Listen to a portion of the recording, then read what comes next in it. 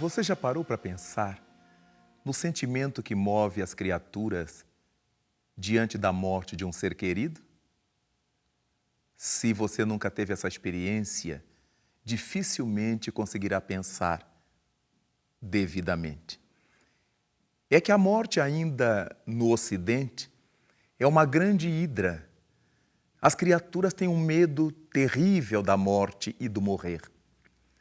Muito pouca gente se dá conta de que a morte é o reverso da medalha da vida. Para que nós tenhamos vida, há necessidade de que haja morte. No planeta material em que nós nos encontramos, todas as vezes em que falamos do fenômeno da vida, só o falamos porque esse fenômeno está atrelado ao da morte. Para que alguma coisa viva, outra coisa terá que morrer. Para que a planta viva, a semente morre. Para que o pão apareça, temos que triturar o grão. Dessa maneira, para que nós, seres humanos, vivamos, temos que matar tantas plantas para nos alimentar. Alguns animais que alimentam a nossa mesa. Temos que digerir, que deglutir uma quantidade enorme de partículas de vida que estão pelo espaço, pelo ar que respiramos. Temos que gastar uma quantidade muito grande de oxigênio para podermos sobreviver. A morte significa muito pouco no conjunto da vida. Afinal de contas, quando nós pensamos nesse fenômeno do morrer e aprendemos que a morte é consequência do desgaste dos órgãos, nos apercebemos de que começamos a morrer no momento em que nascemos. Quando somos dados à luz e que temos que respirar com nossos próprios pulmões, aí começa o fenômeno da queima, do desgaste do órgão, da morte. Quando nós pensamos nisso, então, temos que ver que a morte é um fenômeno hipernatural. Tudo que nasce, morre. Tudo que é matéria no mundo se transforma. E uma das formas de transformação nós chamamos de morte. Um dos modos pelos quais as coisas se transformam é a morte. Morre a montanha de minério para que surja a montanha de barro, por exemplo. Morre a ostra para que nasça a pérola. E dessa forma nós verificamos sempre essa dualidade, vida e morte, esse claro escuro da vida e da morte que nos acompanha. Então valeria a pena pensarmos nesse dia em que as nossas sociedades ocidentais homenageiam os seus mortos. Chamamos Dia dos Mortos, chamamos Dia de Finados, não importa. O que importa é que dedicamos um dia para prestar homenagem aos nossos antepassados, aos nossos amigos, aos nossos afetos, aos amores nossos que já demandaram o mais além, que já cruzaram essa aduana de cinzas da imortalidade. E no dia de finados, encontramos tanta gente verdadeiramente mobilizada por sentimentos de fraternidade, de ternura, de amor, que vão aos cemitérios, que vão aos campos santos, na busca de homenagear aos seus seres queridos. Merece todo respeito essa iniciativa. Nada obstante, percebemos quanto que vamos ficando escravizados dessa situação, imaginando, supondo, pelos aprendizados que fizemos nas nossas religiões, ou pelas coisas que ouvimos falar aqui e ali, que os nossos mortos estão lá. Chegamos a ouvir as pessoas dizerem: eu vou visitar a cova do meu pai, eu vou visitar a sepultura de minha mãe, como se ali estivesse o seu pai, como se ali sua mãe estivesse. Nada obstante, leiamos inscrições tumulares do tipo: aqui jaz fulano de tal, mas não é verdade. O fulano de tal que nós queremos homenagear não jaz ali na sepultura. Ali estão seus despojos, ali estão seus restos mortais. É como se nós tirássemos uma roupa imprestável e atirássemos essa roupa na lixeira. Esquecemos dela. Deixamos que o tempo cumpra seu papel. Nenhum de nós teria ideia de todos os dias ir lá visitar a roupa velha e imprestável atirada no monturo. Então, nada obstante esse respeito com que nós cristãos encaremos essa relação com os mortos, com o morrer, por mais que nós estejamos com esse intuito de homenagear aos nossos seres queridos, será muito importante criarmos o hábito de pensar neles vivos. Ali, na cova, na sepultura, não jazem nossos entes queridos. Eles jazem, eles vivem, eles vibram na nossa intimidade, nos nossos pensamentos. Eles se movem no mundo dos espíritos. Ao pensar nos nossos mortos, cabe ter essa certeza de que os nossos mortos vivem.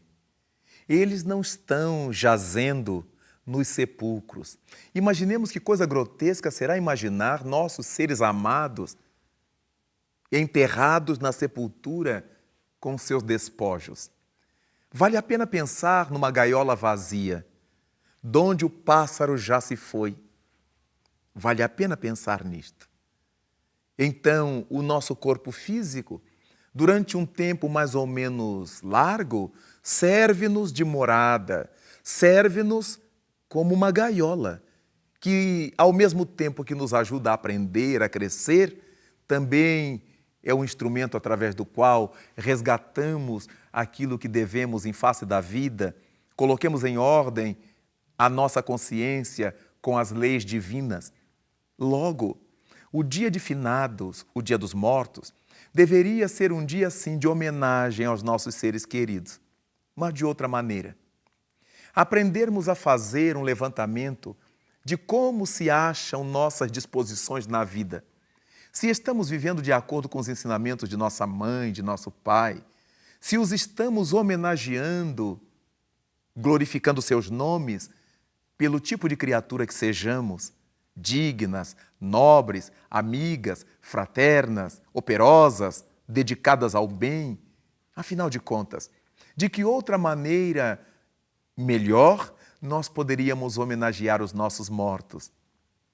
Nem sempre levando flores para enfeitar os sepulcros onde se acham seus despojos. Aquele recurso das flores, quantas vezes poderiam ser transformados em nome dos nossos mortos em leite para uma criança pobre, em pães para um necessitado, em remédios para um doente que não os pode comprar, em cadernos para que alguma criança aprenda.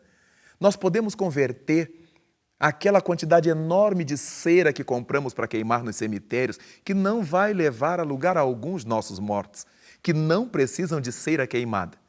Converter isso em alimento, em roupa, em agasalho, em material escolar, em medicação, em acompanhamento, em homenagem aos nossos mortos. Quando presenteássemos uma criança com o kit de material escolar, nós poderíamos dizer a ela, caso ela entendesse, ou aos seus pais, faça uma prece por fulano de tal, que é meu filho, que é meu pai, que é minha mãe, que é meu irmão ou meu amigo. Nós teríamos formas tão mais agradáveis, tão mais felizes de homenagear os nossos mortos.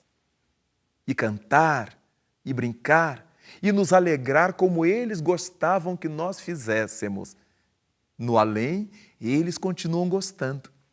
Quantos filhos que se foram para o mais além, e suas mães começam a morrer aqui na terra. Não se tratam mais, não se cuidam mais, não os respeitam mais. Se seus filhos gostavam de vê-las bem vestidas, bem cuidadas, alegres, joviais, em homenagem a eles, no dia dos mortos e em todos os dias da vida, continuem assim, bem cuidadas, dispostas, alegres. O que não nos impede a lágrima de saudade e nunca a lágrima de revolta.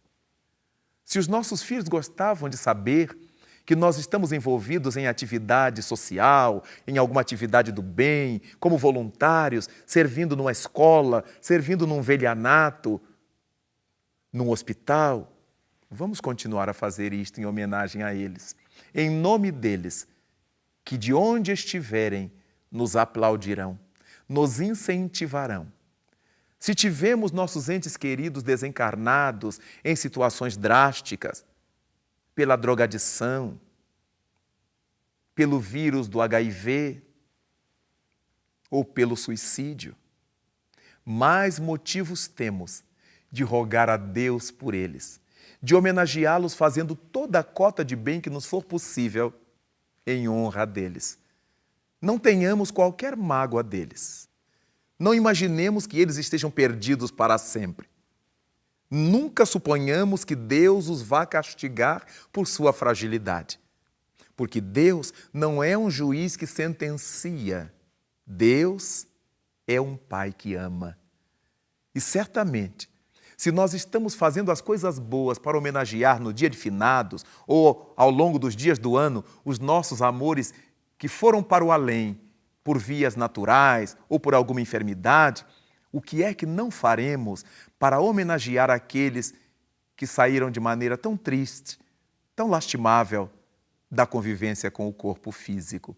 Por isto é que a nossa oração por eles deverá partir do nosso coração, do mais íntimo do nosso ser, pensando em Deus como o Pai comum de todos nós, mas nos colocando diante da vida de maneira muito operosa, nos tornando pessoas úteis, a fim de que o dia de finados transcorra para nós como mais um dia em que homenageamos os nossos seres queridos que demandaram o mais além, na vibração, na torcida, fazendo os votos para que os nossos amores, que já se transformaram em estrelas, sejam felizes nessas dimensões do invisível, junto a esse amor incomensurável de nosso Pai Celeste.